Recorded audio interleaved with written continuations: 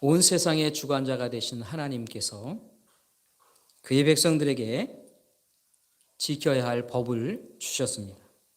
10가지 법, 바로 십계명입니다.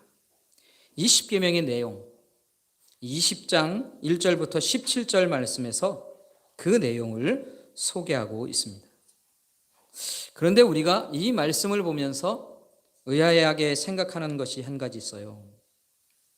이런 하나님의 어미하신 법이 이스라엘 백성들 중에 주어졌는데 왜 이스라엘 백성들 중에서 범죄하는 사람들이 생길까 하는 것입니다. 왜 범죄하는 자들이 있었을까?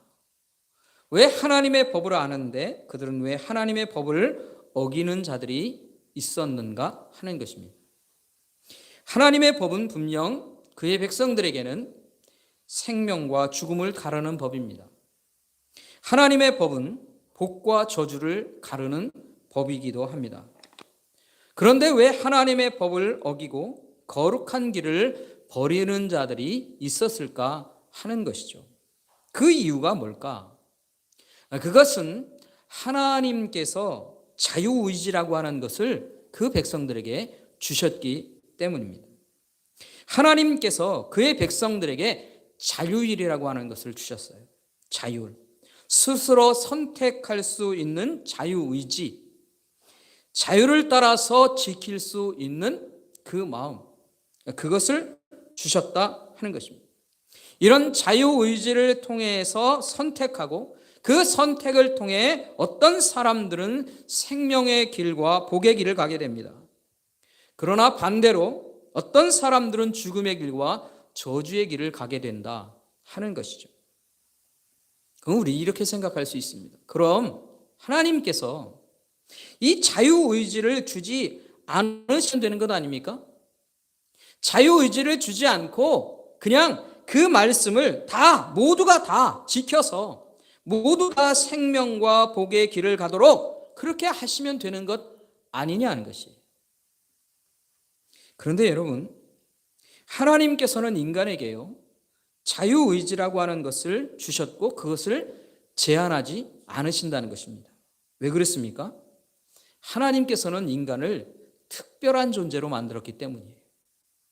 특별한 존재, 아주 고귀한 존재로 하나님이 만드셨습니다. 이렇게 특별하게 만들어진 존재, 인간에게 자유의지를 주신 거예요. 그런데 이것을 만약에 빼앗아 버리면 어떻게 되는가? 그것은 로봇과 같은 것입니다. 인격적이지 않죠. 그런 로봇과 같은 존재, 하나님께서 자기 형상을 통해 만드신 그 고귀한 존재, 특별히 하나님의 백성들로 불러 세우신 그들에게 로봇과 같은 존재로 그렇게 둔다면 어떨까요? 그럴 수 없다는 것이죠. 그것은요, 하나님의 성품에 안 맞는 거예요. 하나님의 성품은 그렇게 로봇과 같은 존재와 함께하는 것을 기뻐하시는 분이 아니세요. 인격적인 존재와 함께하길 원하신다는 것이, 이게 하나님의 성품에 맞는 것이죠. 그래서 하나님께서는요, 그의 백성들에게 자유를 주시고 선택하며 살게 하셨다 하는 것이죠. 그래서 아담과 하와부터 시작된 모든 인류들에게 하나님은 이 자율이라고 하는 것을 주신 거예요. 이건요, 은혜예요, 은혜.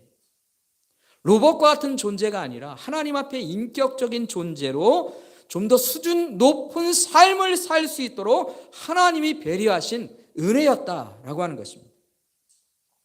그렇지만 이 자유를 주시면서도 하나님은 그들에게 분명하게 하신 것이 있어요. 뭐냐면 그들이 선택하며 살아가야 할 길이 무엇인가 하는 것은 아주 분명하고 정확하게 하나님이 알려주셨다 하는 것입니다. 그것이 바로 성경에 나오는 이 하나님의 계명, 십계명인 겁니다. 하나님의 계명인 이 십계명을 통해 그의 백성들이 어떤 길을 선택하며 살아야 하는지를요, 아주 분명하고 정확하게 가르쳐 주신 거예요. 자, 그렇다면 하나님의 참된 백성들이 되어 살아가는 이 참된 백성들은 하나님 앞에서 자신의 주어진 자유의지, 이 자유를 어떻게 사용하며 살아야 할까요? 이 자율이라고 하는 하나님께서 주신 이 은혜의 수단을 어떻게 사용하며 살면 하나님 앞에 생명을 얻고 복을 누리며 사는 존재가 될 수 있느냐 하는 것이죠. 그 방법은요, 하나님이 명령하신 것, 하나님이 계명으로 주신 것, 그것을요 똑같이 선택하는 거예요. 다시 말하면 내가 선택해야 합니다. 내가 어디로 갈 것인지를 선택합니다. 어떤 것을 선택하고 내가 어떻게 행할지를 내가 선택합니다. 그 선택의 순간에 무엇을 따라 선택하냐면 하나님의 명령을 따라서 내가 선택하는 거예요. 내가 이것도 할 수 있고 저걸 또 할 수 있는데 한번 생각하는 겁니다. 하나님이 뭘 원하시지? 하나님이 어떻게 명령하셨지? 그 하나님의 명령을 생각하는 것입니다. 그리고 하나님이 명하신 것, 하나님이 뜻하신 것, 그것을 따라서 내가 선택하는 겁니다. 그리고 그 선택하는 것을 좋아하는 거예요. 기뻐하는 거예요. 그래서 나의 자유를 따라 행하는 이 선택이 늘 하나님의 말씀과 같도록 하는 겁니다. 하나님의 명령, 나의 자유로운 선택, 그것이 언제나 일치되는 거예요. 그래서 그 일치된 길을 나는 늘 선택하며 살아가는 것입니다. 여러분, 이것을 다른 말로 바꾸면 뭐가 되는 줄 아세요? 예? 이게 순종이라고 하는 거예요. 순종. 하나님 앞에 순종하는 거예요. 하나님의 명령, 하나님의 계명과 나의 선택은 늘 언제나 일치합니다. 내가 생각하기엔 전혀 아닌 것 같은데, 내가 여태까지 배워온 것과는 다른 길인데, 하나님이 명령하신 그 명령이 나에게, 하나님의 계명이 내게 주어졌을 때, 깨달았을 때, 아, 하나님의 길이 이것이지, 하나님의 명령이 여기 있지, 그거를 선택하는 거예요. 나를 바꾸는 거예요. 그게 바로 순종하며 사는 것입니다. 이런 순종하는 삶이 바로 생명을 누리는 삶이에요. 이렇게 순종하며 사는 길이 복과 은혜를 누리며 사는 길이다 하는 것입니다. 이게 하나님의 사람들이 살아가는 길이에요. 우리 모두가 이 시대에 하나님의 백성 되어 사는 줄 압니다. 오늘 우리가 그런 삶을 살아갈 수 있기를 간절히 원합니다. 하나님의 뜻에 순종하며 사는 길, 그 길을 선택하며 그것만을 선택하며 사는 것, 오늘 저와 여러분의 인생이 되기를 주님의 이름으로 축원합니다. 축원합니다. 오늘 본문의 말씀에 보면 하나님께서 십계명을 주신 이후에 이 하나님을 섬길 수 있는 더 구체적인 방법들을 오늘 말씀하고 계신 거예요. 특별히 하나님께서 제사 드릴 때 주의해야 하는 것들에 대해서 말씀하십니다. 먼저 22절과 23절 말씀에서 보면 하나님을 섬기고 하나님께 예배할 때 하지 말라 하신 것이 있어요. 그것은 뭐냐면 첫 번째는 신상을 만들지 말라 하는 것입니다. 신상, 그러면 우리가 알죠. 새로운 상품이 아닌 것이죠. 신의 모습입니다. 여러분, 누구의 신상입니까? 누구의 신상입니까? 하나님의 신상이에요. 하나님. 왜요? 하나님을 섬기기 위해 신상을 만드는 것이기 때문에 하나님의 신상이에요. 이 하나님의 신상, 하나님을 섬기기 위한 신상, 그것도 만들지 말라. 하나님은 말씀하시는 거예요. 그러니까 하나님을 섬기기 위해 어떤 신상도 우리는 만들 필요가 없는 거예요. 아니, 만들어서는 안 된다 하는 것입니다. 22절 말씀에 보면 하나님께서 모세에게 말씀하시는데 뭐라고 말씀하냐면 내가 하늘로부터 너희에게 말한 것을 너희 스스로 보았다, 이렇게 말씀하셔요. 우리는 한 가지 생각할 게 있습니다. 왜 말하는 것을 들었다고 하지 않고 보았다고 말씀하실까? 왜 하나님이 말씀하시는 것을 이스라엘 백성들이 보았다고 말할까요? 왜 그럴까요?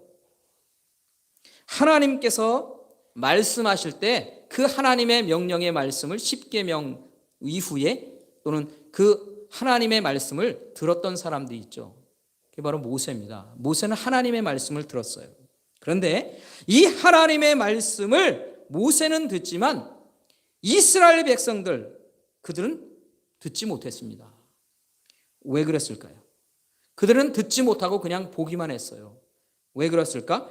그것을 우리가 알기 위해서는 18절과 19절 말씀으로 앞으로 좀 가야 합니다. 18절과 19절 말씀은 이렇게 말합니다.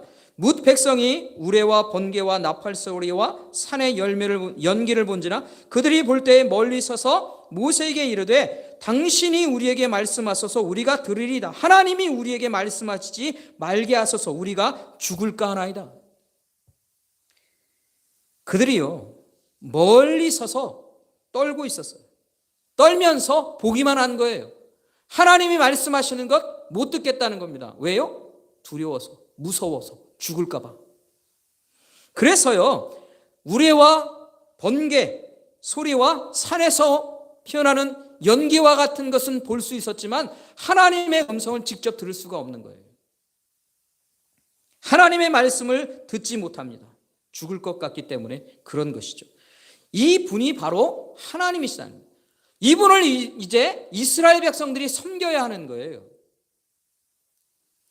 이 말씀하시는 것을 듣지도 못할 정도의 하나님, 보기만 해야 했던 그 하나님, 그 하나님의 그 영화롭고 높으신 것, 이런 크고 높으신 하나님을 이제 이스라엘 백성들이 섬기게 됩니다. 그러면 어떻게 섬기면 좋을까요?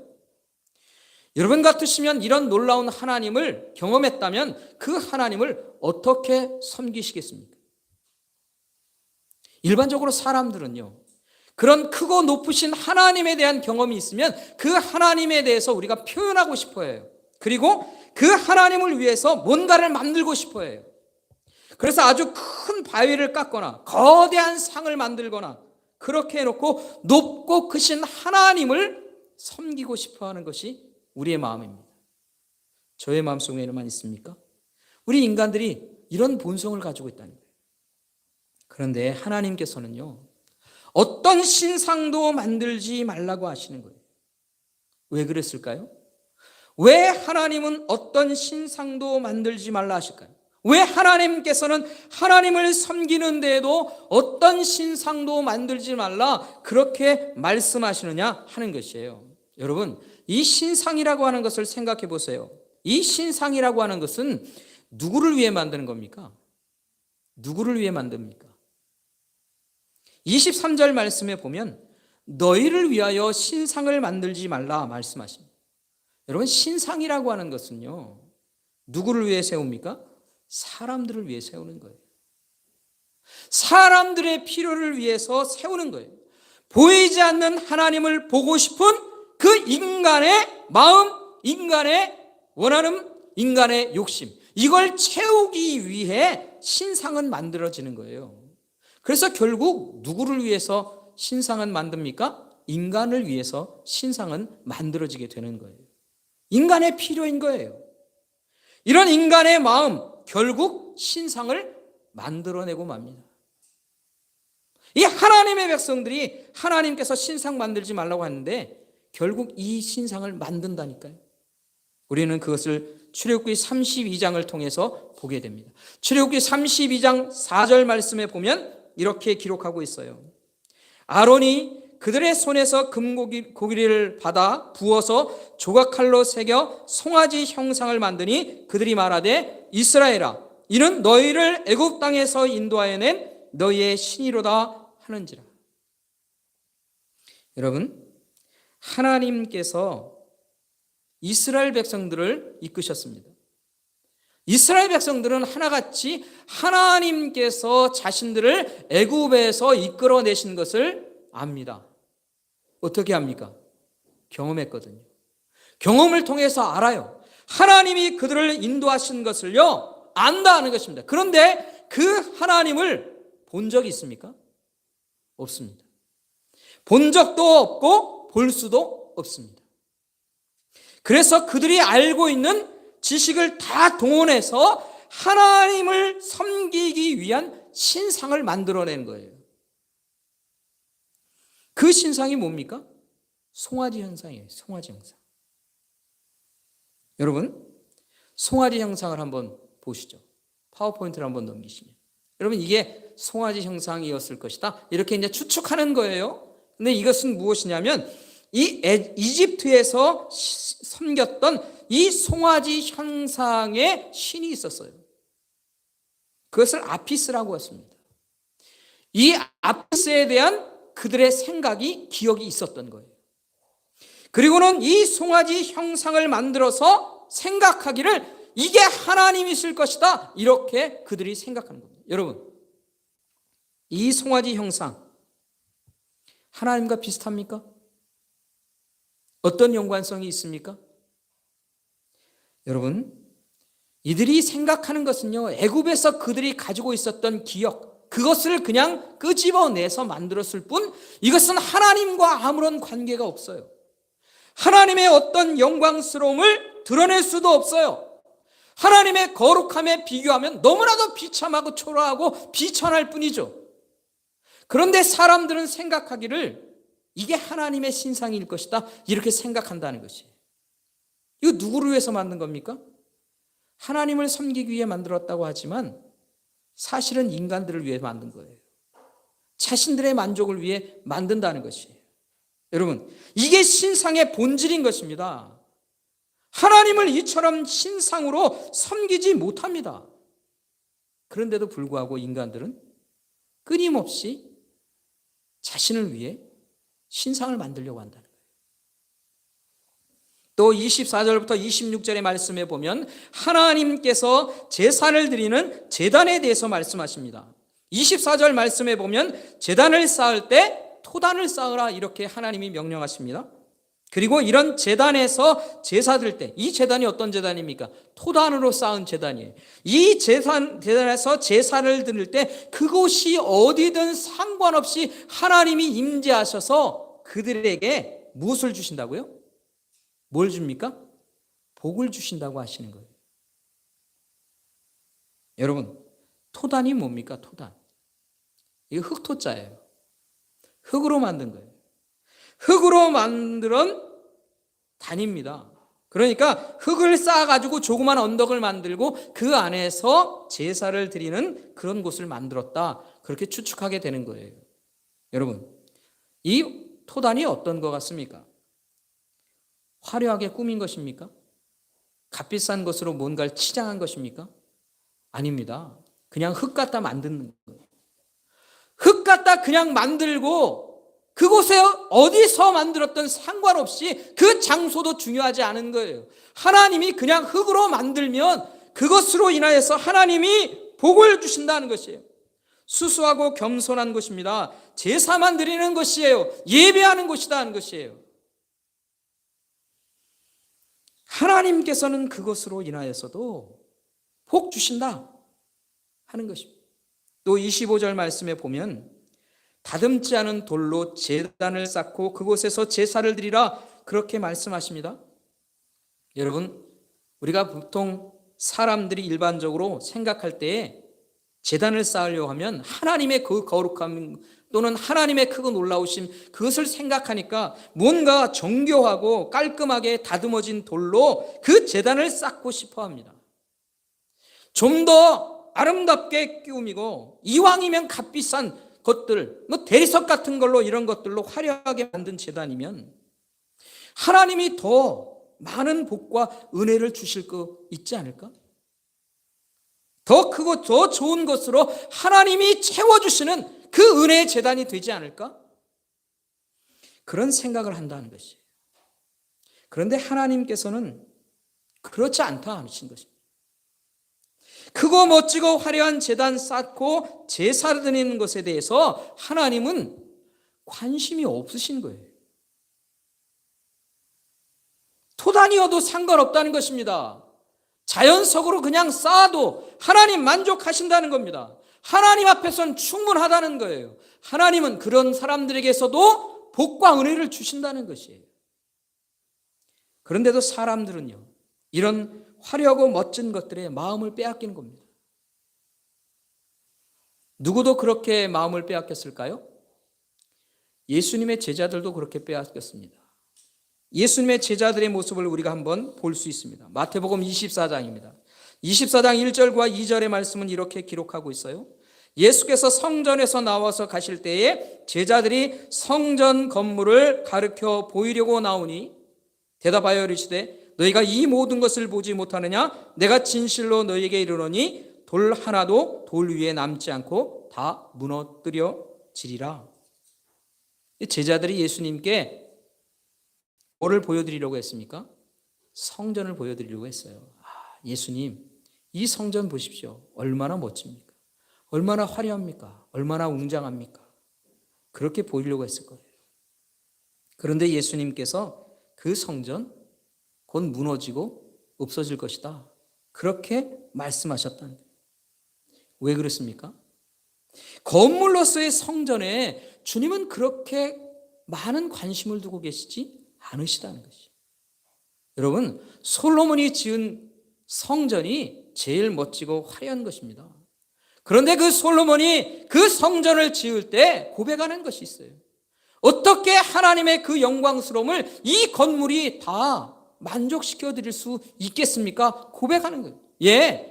그가 참 지혜롭게 깨달은 것이죠. 하나님은요, 그 성전으로 인하여서 하나님이 그곳에 다 만족시켜 드릴 수가 있는 게 아닌 것입니다. 그런데 인간들은 오해한다는 것입니다.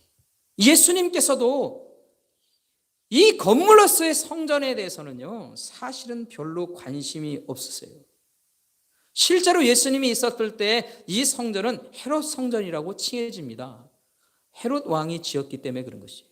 왜 헤롯 왕이 멋지고 화려한 성전을 지었을까요? 그것은요, 그가 이 유대인들의 마음을 갖고 싶었기 때문에 그런 것입니다. 그 사람은요, 에돔 출신의 왕이에요. 에돔 출신의 사람이 이 유대인의 왕이 되어야 하기 때문에 이 유대인의 마음을 얻고 싶은 거예요. 그래서 멋지고 화려한 그런 성전을 지어놨다는 것이에요. 참된 예배, 하나님께 드릴 참된 예배를 드리기 위해, 하나님을 섬기기 위해 지은 성전이 아니라 정치적인 목적을 가지고 세운 성전이라는 거예요. 그런데 사람들은요, 그 건물에도 마음을 빼앗기는 거예요. 멋지고 화려한 성전이 있으면 그것이 하나님 앞에 영광스러운 것인 것처럼 그렇게 오해한다는 것이에요. 이 제사와 예배라고 하는 이 본질적인 것에 사람들이 마음을 두고 있는 것이 아니라 이 비본질적인 이 겉으로만 화려하게 한 이 건물의 화려함 속에 마음을 빼앗겨 버린다는 것입니다. 여러분, 이런 모습의 삶을 하나님께서는 그 하나님의 백성들에게 말씀하고 계신 거예요. 그래서 오늘 본문 말씀을 통해서 우리가 깨달아야 하는 것이 있습니다. 하나님께서는 그의 백성들에게 원하는 것이 무엇이냐 하는 것입니다. 하나님이 무엇을 원하시는지를 오늘 본문을 통해 우리에게 말씀하고 계세요. 하나님이 원하시는 것, 그것은 하나님을 온전히 섬기는 영혼의 삶이 하나님께서 정말로 기뻐하시는 것이다 하는 것입니다. 겉으로 드러난 아름다움과 화려한 제단이 아니어도 상관없다는 것입니다. 하나님을 예배하려고 하는 그 본질적인 마음만 가지고 있다고 하면 그것으로 인하여서 하나님 기뻐하실 수 있다는 거예요. 그렇다면 이 하나님께 드릴 우리 예배의 본질이라고 하는 게 뭡니까? 그것을 우리는 늘 끊임없이 되뇌어야 하는 거예요.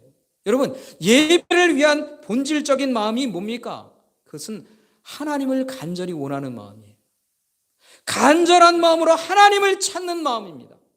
하나님만 간절히 바라며 경배하려고 하는 그 영혼의 삶, 영혼의 태도, 영혼의 갈망, 이것이 하나님을 기쁘시게 하는 거예요. 그래서 예배하려 나오는 모든 사람들은 먼저 이것이 마음속에 준비되어 있어야 합니다. 하나님을 향한 갈망이에요. 하나님 원합니다. 하나님을 원합니다. 다른 어떤 것이 아니라 하나님을 원합니다. 하나님이면 됩니다. 다른 어떤 화려하거나 다른 어떤 멋진 것들이 아니라 단순히 하나님이 내게는 필요합니다. 하나님을 원합니다. 그 하나님을 섬기고 싶은 마음, 하나님을 바라보고 싶은 마음, 하나님을 찾고 싶은 마음, 그것이 바로 우리가 예배하는 참된 본질이다 하는 것입니다. 우리는 이 본질을 잃어버리면 안 됩니다. 하나님의 사람들은 그렇게 살아가는 것입니다. 여러분, 이것이 우리의 마음속에 믿음으로 고백되어 있다면 우리를 한번 보십시오. 우리 교회가 화려하지 않아도 하나님을 전심으로 찾는 영혼들이 함께 모여 예배하는 곳이라면 어떨까요? 우리가 지금 그런 모습으로 하나님 앞에 예배드리고 있다면 어떨까요? 하나님을 기쁘시게 할 수 있을까요? 하나님을 기쁘시게 하기에 충분할까요? 하나님은 우리에게 그것을 원하시는 겁니다. 하나님은 이 시간도 우리에게 넓고 좋은 초석, 멋지고 웅장한 예배 건물, 그것이 아니어도 우리 안에서 하나님을 향한 참된 예배를 드리고자 하는 그 간절한 마음의 소원이 우리에게 있다면 하나님은 우리를 통해 그것을 받기를 원하시는 거예요. 그것이 어디여도 상관없습니다. 그런 영혼들이 있는 곳이라면 하나님 만족하고 하나님이 그들에게 복과 은혜를 주시겠다 약속하신 하나님이 되시는 줄 믿습니다. 그렇기 때문에 그런 마음을 가진 영혼들이 있으면 어디든지 하나님이 은혜의 충만함을 주시는 거예요. 성령을 통해 우리의 마음을 여시고 그 성령을 통해 하나님이 우리에게 기쁨과 영광과 감격하는 마음을 주시는 거예요. 여러분, 예배 드릴 때마다 그런 감격하는 마음이 여러분에게 있지 않습니까? 우리 교회가 커서 그렇습니까? 많은 사람들이 모여 그랬습니까? 이곳에 뭘 화려한 게 있어요. 하지만 하나님을 향한 진실함이 있기에 하나님이 우리에게 은혜를 주시는 거예요. 하나님이 우리에게 복을 주시는 거예요. 하나님의 복과 은혜를 누리기에 충분한 것입니다. 우리가 그것을 잃어버리면 안 되는 것입니다. 사람들은 때로 웅장하고 큰 곳에서 기도하면 하나님이 더 빨리 더 많은 것으로 들어주시고 더 큰 은혜를 입을 것처럼 생각할 수도 있을 것입니다. 그것은 우리의 오해입니다. 우리가 오해하는 거예요. 좋은 음향과 조명과 화려한 예배 문화가 만들어진 그곳에서 더 큰 은혜가 넘칠 곳, 그런 예배가 될 것처럼 생각하는 것은 사실은 문화의 유혹 속에 우리가 빠져드는 거예요. 하나님은 문화를 통해서 우리에게 역사하시는 것이 아니에요. 문화는 우리가 만들어가지만 그 문화 속에 하나님은 붙잡혀 계시지 않으십니다.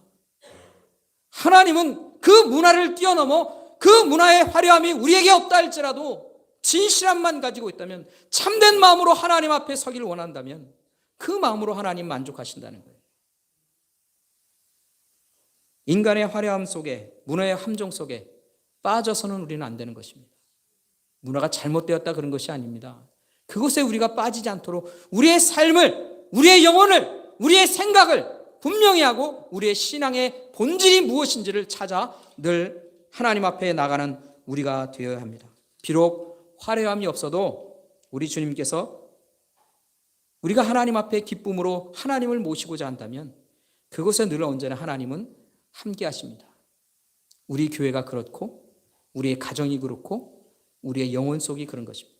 우리의 영혼의 집에 우리 주님께서 기쁨으로 거하시도록 우리가 그렇게 하나님을 참된 마음으로, 진실한 마음으로, 간절한 마음으로 하나님을 향하고 하나님 앞에 온전히 예배하는 영혼들이 될 수 있기를 간절히 소원합니다. 오늘 우리 새순교회가 드리는 이 예배 장소가 하나님만을 간절히 원할 때 이것이 복의 장소가 될 것이고 하나님의 은혜의 장소가 되어 우리에게 충만함으로 채워주시는 그 놀라운 곳이 될 줄 믿습니다. 이 믿음을 가지고 언제나 이곳에서 하나님만을 바라보며 예배하는 저와 여러분 되기를 주님의 이름으로 축원합니다. 기도하겠습니다.